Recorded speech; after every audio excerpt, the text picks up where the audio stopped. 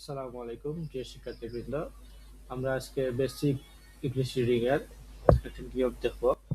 আমরা সবচেয়ে বেশি যে বর্ণটি নিয়ে সমস্যায় পড়ি সেটা হচ্ছে সি। সি এর উচ্চারণ অনেক সময় ক হয়, অনেক সময় সি এর উচ্চারণ দন্তের স হয়, অনেক সময় সি এর উচ্চারণ চ হয়। আজকে আমরা দেখব দন্তের স উচ্চারণ কখন হয়।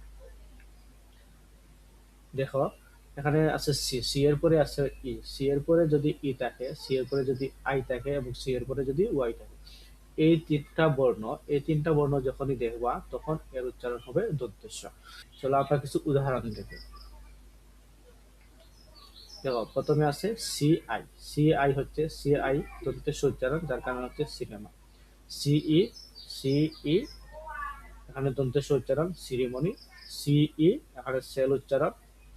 এখানে আছে সিআই সিটি, সিই আছে যার কারণে হয়েছে সিলি, সিই যার কারণে হয়েছে এটা হচ্ছে সেন্টার, সিআই আছে এখানে, সিআই থাকার কারণে উচ্চারণ হচ্ছে দন্তেশ্ব।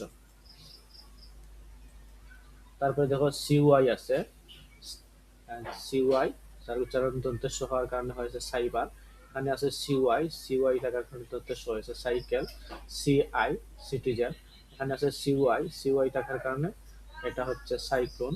সিই, সিই থাকার কারণে হচ্ছে সেলিব্রেট। এখানে আছে সিই যার কারণে দন্তেশ্ব উচ্চারণ হওয়ার কারণে এর উচ্চারণ হচ্ছে সেঞ্চুরি।